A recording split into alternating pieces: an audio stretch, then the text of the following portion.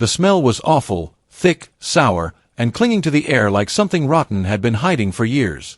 Rex, the K-9 officer, stood rigid at the edge of the sewer grate, barking furiously into the darkness. His handler, Officer Daniels, tightened his grip on the leash, but Rex wouldn't move. People began to gather, their curious whispers blending with the sirens in the distance. No one understood what had gotten into the dog, until they saw what he dragged out. A muddy backpack, soaked and torn.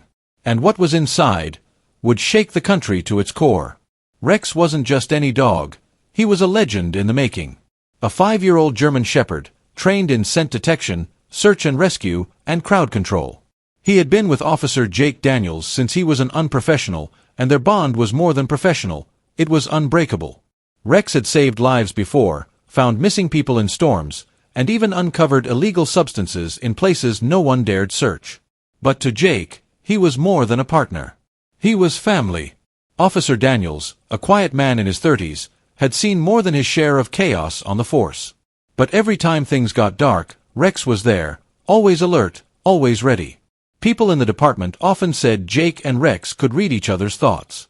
They trained daily, patrolled weekly, and worked together like clockwork. But nothing in their years of service could prepare them for what they were about to face. It was a cloudy Tuesday morning when Jake and Rex began their patrol through the older part of the city. The neighborhood was quiet, almost too quiet.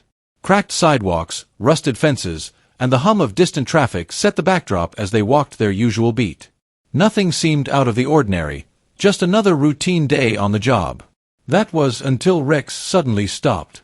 Without warning, the dog jerked his head toward an old, rusted sewer grate near the edge of an abandoned alleyway. His ears shot up, nostrils flaring. He began to pull hard, toward the grate, barking louder than Jake had ever heard him before. His body was tense, alert, like he had just locked onto something dangerous. "Rex, what is it, boy?" Jake asked, tightening his grip on the leash. But Rex wasn't listening. He scratched at the ground, pawing at the metal grate with desperate urgency. His bark echoed through the alley like an alarm bell.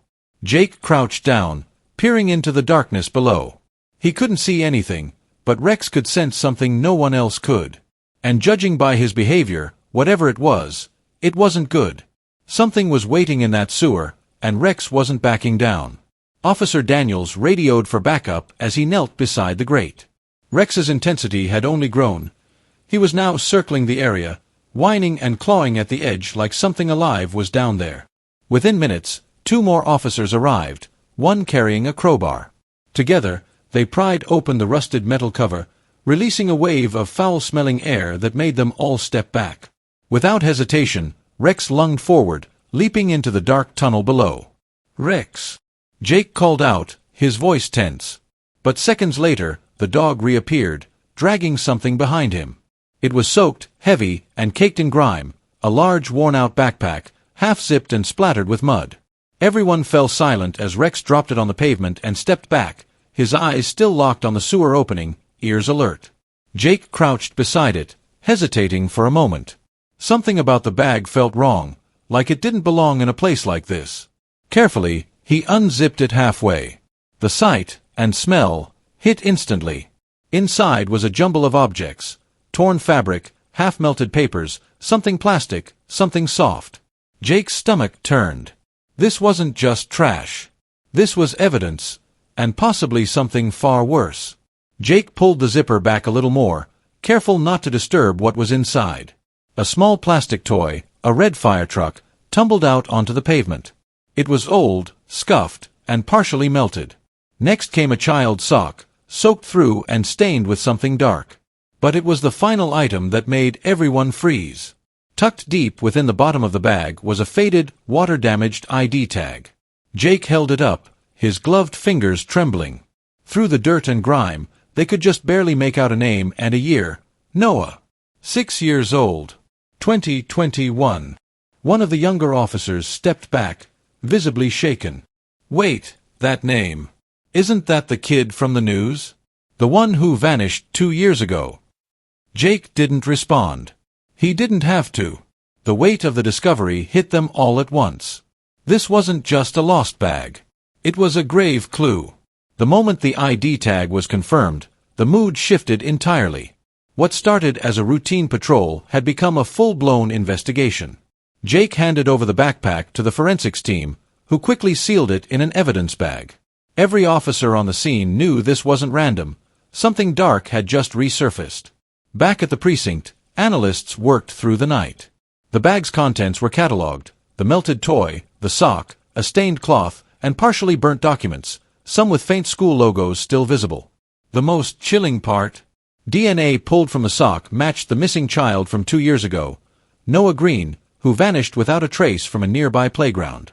As news of the discovery broke, it spread like wildfire. Within hours, reporters stood outside the station. Headlines read, "Missing Child Case Reopened After K9 Discovery." Noah's mother, who hadn't spoken to media in over a year, appeared on television through tears. If someone had just found something sooner. Jake watched the coverage in silence. Rex sat beside him, unusually still. The discovery wasn't just reopening a case, it was reopening wounds. But more than that, it was pointing them toward something much bigger than a single missing child. The country was shaken. Social media exploded with theories, outrage, and heartbreak. Candlelight vigils for missing children were held in parks and city squares. But amidst the chaos, one detail from the backpack stood out: the red firetruck toy.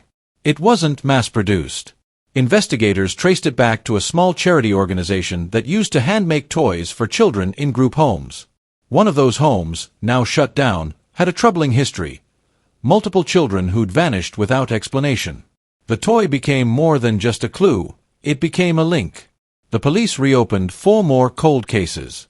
Each one involved a missing child from the same general area, all reported within a span of 2 years. Suddenly, the case wasn't about one child. It was about a pattern, a dark network that had gone unnoticed for far too long. For many families, the discovery brought a wave of grief and hope. Maybe, finally, there would be answers. And to them, Rex was no longer just a K9 officer. He was a symbol of justice. As for Jake, he knew deep down this was only the beginning. What Rex had found wasn't just a clue. It was a door, and it had just been kicked open. The old phone recovered from the backpack, once thought to be useless, was sent to cyber forensics. After days of delicate work, the team managed to retrieve fragments of data. What they uncovered left the entire department stunned. There were location logs, encrypted messages, and blurred photographs showing dim basements, vans, and unfamiliar faces. Faces later identified as members of a suspected child trafficking ring operating across 3 states. It was all connected. The disappearances, the shut-down group home, and now this phone. The sewer where Rex found the bag wasn't just a hiding spot, it was a dead drop location, used by traffickers to pass messages and materials undetected. And somehow, all of it had gone unnoticed for years, until Rex led them straight to it. Arrests followed swiftly. Officers raided old warehouses and safe houses identified through the data. Children who had been missing for months, even years, were found alive, scared, but safe. The operation was dubbed Operation Last Light, and it sent shockwaves through the nation. Rex, once just a loyal K9 on a quiet patrol, was now being called a national hero. News outlets across the country aired his photo beside headlines like "K9 Hero Uncovers Underground Trafficking Ring" and "One Dog's Instinct Saves Dozens." Jake stood quietly beside Rex during a press conference, his hand resting gently on the dog's back. Cameras flashed. Applause rang out. But behind Jake's calm face was a haunting thought. If they hadn't found that backpack, how many more would still be lost? A week after the rescue operations ended, a quiet ceremony was held at the precinct. Families of the recovered children were invited, their eyes filled with gratitude and lingering sorrow. Among them was Noah Green's mother. She clutched the red toy truck in her hands, now cleaned but still damaged, a relic of what she had lost. When she saw Rex, she knelt down slowly, tears welling up. "Thank you," she whispered, her voice trembling. "You gave me the only part of my son I have left." Rex stood still, ears slightly back, eyes locked on hers. He didn't move, but somehow, she knew he understood. Jake watched the moment unfold, his heart heavy and full. No amount of training could have prepared him for this, for the bond between pain, hope, and a dog who refused to look away. That day, Rex didn't just wear a badge. He wore a nation's gratitude. In a world full of noise and distractions, it took a dog's unwavering instinct to hear the silent cries buried beneath concrete and time. Rex didn't wear a cape or speak a single word, yet he uncovered a truth that had remained hidden for years. Heroes don't always look like we expect. Sometimes, they walk on four legs, with muddy paws and a heart that never gives up. Because of Rex, voices were heard. Children were found. And justice finally had a name. Sometimes, the smallest clue, dragged from the darkest place, can change an entire nation forever.